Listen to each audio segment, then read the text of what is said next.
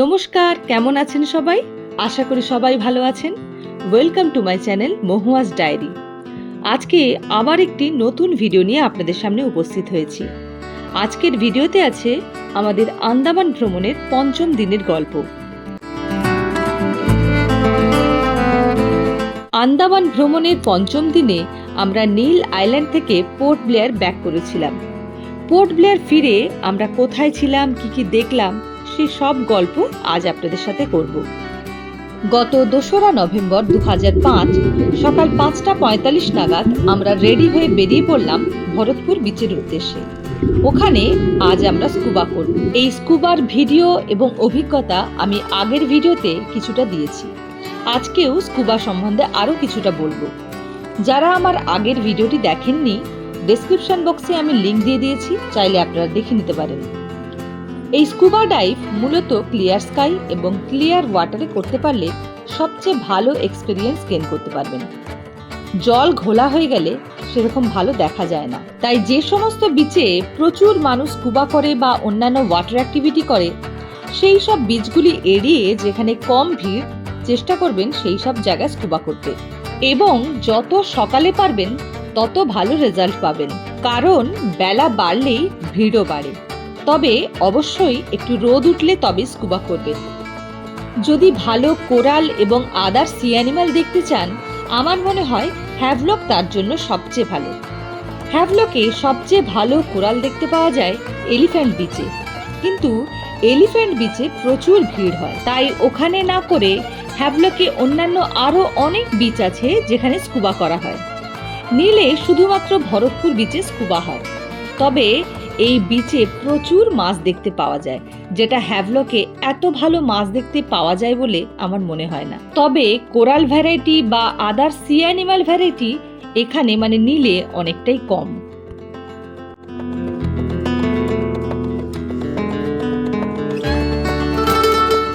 আর একটা কথা, স্কুবাতে ভয়ের কিচ্ছু নেই। এটা অনেকের মনেই প্রশ্ন আসে, স্কুবা হয়তো খুব সাংঘাতিক একটা অ্যাক্টিভিটি, এটা করতে অনেক কিছু লাইফ রিস্ক আছে। সেসব কিচ্ছু না। জলের নিচে নামলে কখন যে সময়টা চলে যাবে আপনারা টের পাবেন না। স্কুবা ডাইভ দাদারা যা যা ইনস্ট্রাকশন দেন সেগুলো মন দিয়ে ফলো করলেই আপনারা ইজিলি এটা করতে পারবেন, কোনো ভয় নেই। তবে যে অসুস্থতার কথা বলেছিলাম, যেমন high blood pressure, sugar, asthma কিংবা বড় কোনো অপারেশন, কানের অপারেশন, এগুলো থাকলে কখনোই জলে নামবেন না।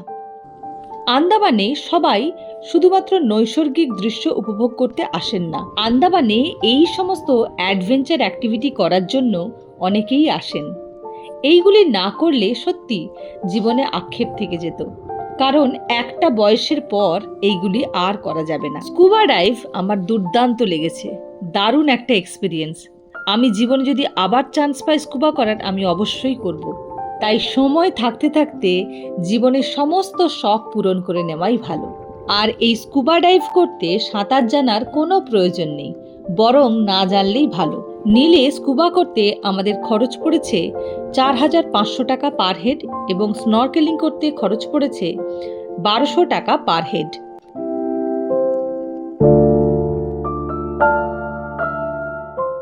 স্কুবা করে হোটেলে ফিরে ফ্রেশ হয়ে কমপ্লিমেন্টারি ব্রেকফাস্ট খেয়ে হোটেল সেফ গ্রিন রিসর্টকে বিদায় জানিয়ে সকাল ৯টা ৩০ নাগাদ আমরা বেরিয়ে পড়লাম নীল জেটির উদ্দেশ্যে। নীলের জেটি আমাদের হোটেলের খুবই কাছে, যেতে মাত্র ২ মিনিট সময় লেগেছে। ১০টা ৩৫-এ নটিকা করে আমরা আজকে ফিরে যাব পোর্ট ব্লেয়ারে। নীল জেটি পৌঁছে টিকিট সংগ্রহ করে কিছুক্ষণ অপেক্ষার পর আমরা নটিকাতে উঠে পড়লাম।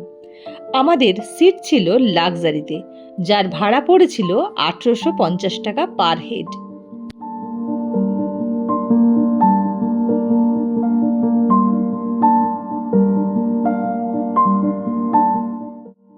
পোর্ট ব্লেয়ারে হ্যাডো জেটিতে ধনরাজজি নিজেই আজকে আমাদের পিক আপ করতে এসেছিলেন। রাস্তায় একটি বাঙালি হোটেলে আমরা আজকে দুপুরের লাঞ্চটা সেরে নিলাম। লাঞ্চ সেরে আমরা আমাদের আজকের হোটেল NK গ্র্যান্ড ডেজেতে উঠলাম। হোটেলটি খুবই সুন্দর। এবং এটি বাজারের মানে আন্দামান মেন মার্কেটের খুবই কাছে।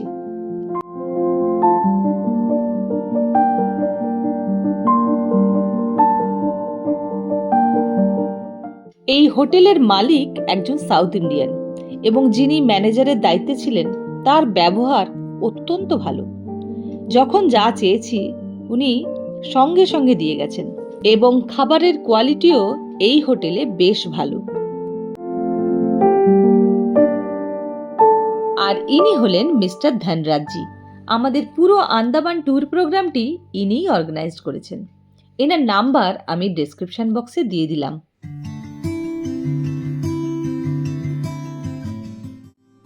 এই হলো আমাদের আজকের হোটেল এনকে গ্র্যান্ডেজের রুমটি খুবই সুন্দর, সাজানো গোছানো এবং নিট অ্যান্ড ক্লিন। রুমে ফার্নিচারগুলির মধ্যে একটা রয়্যাল লুক আছে। এই রুমে এসি, টিভি থেকে শুরু করে একটা ডিলাক্স কোয়ালিটির রুমে যা যা থাকা উচিত প্রায় সবই আছে।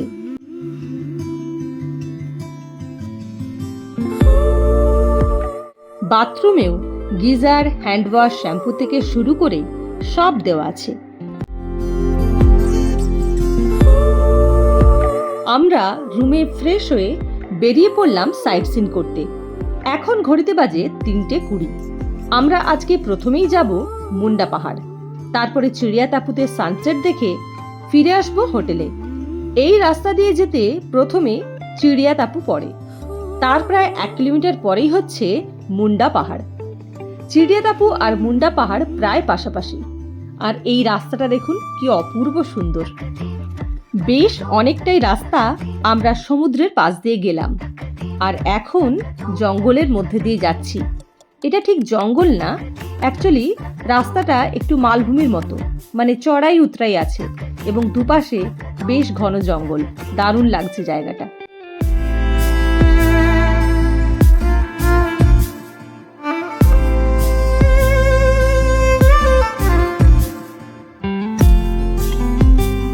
এই রাস্তাটা একদম পাহাড়ি রাস্তার মতো, কখনো ওপরে উঠছি কখনো নিচে নামছি, আঁকা বাঁকা সরু রাস্তা। আন্দামান এই জন্যই এত ভালো লাগে। এখানে পাহাড় সমুদ্র দুটোরই ভাইব একসাথে পাওয়া যায়। আমরা মুন্ডা পাহাড় এসে গেছি। এই মুন্ডা পাহাড় বিচে প্রবেশ করতে কোনো এন্ট্রি ফি লাগে না। অ্যাকচুয়ালি কোনো বিচেই প্রবেশ করতে এন্ট্রি ফি লাগে না, কিন্তু মুন্ডা পাহাড়ের বিচে এন্ট্রি ফি লাগে না ঠিকই, কিন্তু ঢুকতে গেলে এখানে গাড়ির নাম্বার আর হোটেলের নাম এন্ট্রি করে তবেই ভেতরে প্রবেশ করা যায়। এই বিচটিও ভীষণ সুন্দর। এখানে বেশ কিছুক্ষণ সময় কাটাতে খুব ভালো লাগবে। এদিকে ওদিকে ছড়িয়ে আছে সুনামিতে নষ্ট হয়ে যাওয়া মরা গাছের গুঁড়ি। এই বিচটিতে সমুদ্রের জল আগে এত কাছে ছিল না, তখন দূরে মনে হয়েছিল, এখন অনেক কাছে চলে এসেছে। আগে এখানে মনে আছে ওয়াটার অ্যাক্টিভিটি কিছু হতো, কিন্তু এখন দেখছি এখানে কিছুই হচ্ছে না। অ্যাকচুয়ালি এই বিচে মাঝে মাঝেই কুমির দেখা যায়, যার জন্য এই বিচে চান করা নিষিদ্ধ।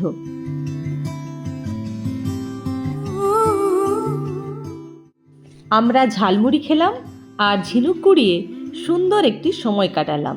কিন্তু যার জন্য এই বিচের নাম মুন্ডা পাহাড় বিচ, সেই মুন্ডা পাহাড়ে কিন্তু আমরা এবার গেলাম না। কারণ একে তো 2 দিন ধরে প্রচুর বৃষ্টি হয়েছে, রাস্তাঘাট একটু ভেজা। আর এই মুন্ডা পাহাড়ে যেতে গেলে বেশ অনেকটা রাস্তা, প্রায় 1.5 কিলোমিটার মতো রাস্তা জঙ্গলের মধ্যে দিয়ে কাঁচা রাস্তা ধরে ট্রেক করে যেতে হয়। এবং শুনেছি নাকি রাস্তাটি খুবই স্লিপারি হয় বৃষ্টি হলে। তাই আমরা ঠিকই করেছিলাম যে মুন্ডা পাহাড়ে ট্রেক করব না। তাছাড়া মুন্ডা পাহাড় ট্রেক করতে গেলে 3টের আগে এখানে এন্ট্রি করতে হয়, তারপরে হলে আর ট্রেক করতে দেয় না। এই মুন্ডা পাহাড়ের ওপরে যে ভিউ পয়েন্টটি আছে, সেই ভিউ পয়েন্টটি নাকি অপূর্ব সুন্দর দেখতে এবং জায়গাটিকে সুসাইড পয়েন্টও বলে। কারণ জায়গাটি যতটা সুন্দর দেখতে ততটাই নাকি রিস্কি। আমরা মুন্ডা পাহাড় বিচে কিছুক্ষণ সময় কাটিয়ে এখন আমরা চলে এসেছি চিড়িয়াতাপু সানসেট বিচে সানসেট দেখতে। আমরা প্রপার বিচের দিকে না গিয়ে তার আগে একটি জায়গাতে বসে দারুণ একটি সানসেট উপভোগ করলাম।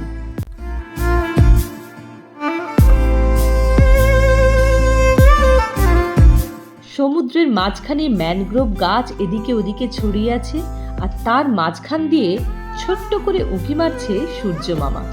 আহ, দারুণ দেখতে লাগছে, অপূর্ব। মূল বিচের থেকে এই জায়গাটা সবচেয়ে ভালো লেগেছে।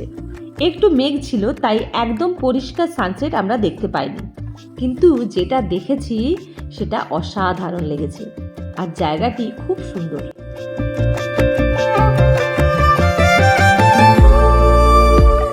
এই চিড়িয়াতাপু সানসেট পয়েন্ট আর মুন্ডা পাহাড় বিচ দুটোই চিড়িয়াতাপুর মধ্যেই পড়ে। যেহেতু ওটি মুন্ডা পাহাড়ের নিচে বলে ওই বিচটিকে মুন্ডা পাহাড় বিচ বলেই সবাই চেনে।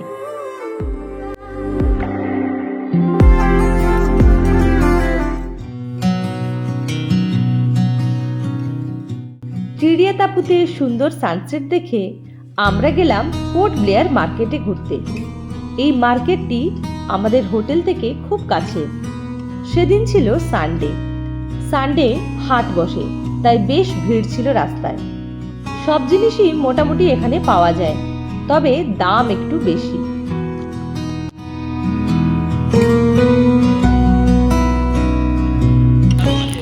नाशपाती तो वो लंबा लंबा कितने का है ये? 400 रुपये। 400 रुपये किलो। এখানে শুটকি মাছ, নারকেলের মিষ্টি, স্থানীয় ফল, কাঠের জিনিস, শাঁখের গয়না, বাঁশের তৈরি জিনিস, ঝিনুক, মশলা ইত্যাদি নানা রকমের জিনিসপত্র এই বাজারে দেখতে পাবেন, যা আন্দামান ভ্রমণের স্বাদ ও স্মৃতিকে আরো 10 গুণ বাড়িয়ে দেবে।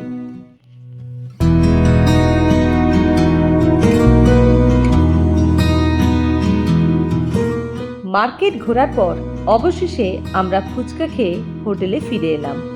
ফুচকাটাও দারুণ খেতে ছিল, আর হোটেলেই রাত্রের ডিনারটা সেরে নিলাম। এই ছিল আমাদের আন্দামান ভ্রমণের 5ম দিনের গল্প। কেমন লাগলো অবশ্যই কমেন্ট বক্সে লিখে জানাবেন। ভালো লাগলে একটা লাইক এবং বন্ধুদের সাথে শেয়ার করে দেবেন। আজ এই পর্যন্তই। পরের পর্বে আমি আন্দামান ভ্রমণের 6ষ্ঠ দিনের গল্প নিয়ে খুব শীঘ্রই আসছি। আর এই রকম আরও ভিডিও পেতে আমার চ্যানেলটি অবশ্যই সাবস্ক্রাইব করে রাখবেন। আপনারা সবাই ভালো থাকবেন। নমস্কার।